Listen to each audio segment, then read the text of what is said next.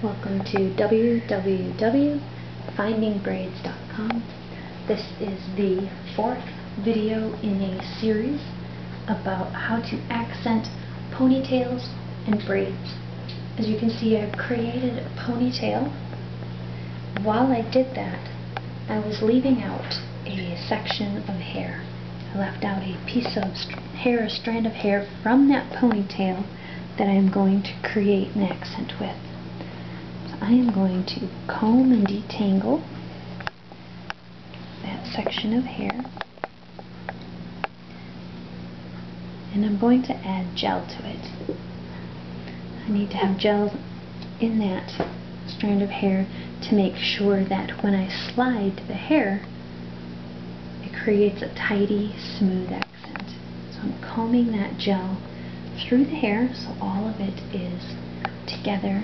The accent will be a very clean accent. Break this into 3 pieces. I'm going to do a simple 3-strand braid on this. If you don't know how to do a simple 3-strand braid, you want to cross outside strands into the middle, and they take turns. This outside strand goes in the middle, this outside strand goes in the middle. So each strand gets to be in the middle. They alternate, they take turns. There are other videos that show how to do the 3-strand braid. Feel free to Google them or look in my video section to find one that devotes more time to that. When we get to the bottom of this braid, I'm going to find the largest piece of hair. Even though they were equal up top, they have a tendency to not be so equal at the bottom. There are 2 smaller pieces, 1 larger. We're going to loosen up these 2 smaller pieces. We're going to hold tight the larger one, and we are going to push this up. It's called a push-up. We're going to slide this all the way up. You can see that it creates an intricate woven look. Kind of spread that out, loosen it up as much as you want, or keep it really tight. I like it to keep them a little loose. We're going to tie this off with a small band that when it's time to remove this band, simply break it. Don't try to remove the band without breaking it, because you probably will tangle the hair. So this band is one that you're going to sacrifice later and break it when it's time to come out. Comb the tail, and we're going to create a circle with this. Push the tail under. Keep the push-up woven braid flat. Hide that rubber band underneath the woven piece. You see how it kind of creates almost like a Celtic knotwork. We're going to hold that in place by using a bobby pin. We're going to catch some of that Celtic work in the pin, push it under.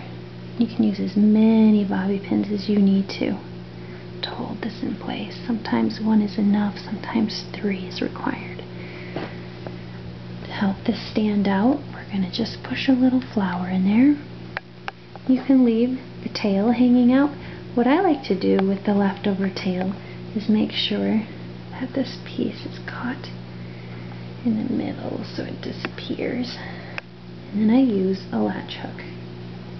I go to Craft Store and get a tool that creates latch hook rugs. It has a little flip catch, and I'm going to weave this through the hair, catch the end of this strand, the end of this tail, in the hook and pull it through. And I'm going to create a very beautiful woven lacy design around this flower. Just a fun accent to help make this flower stand out.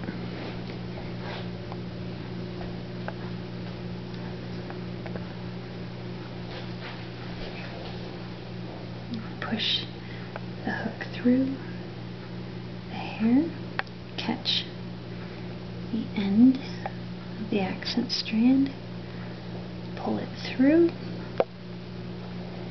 and create a fun design. I would like to hide the end of this strand underneath the hair. That's how I'm going to end it.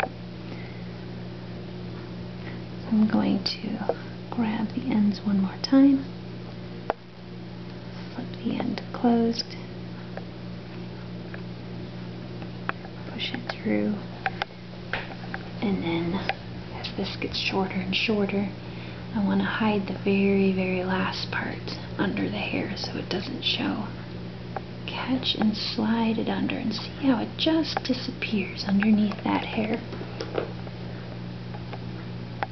If you need to hairspray it or bobby pin it to keep these strands in place, you can. You can make each of these as loose or as tight as you like. And that is a 3-strand push-up accent.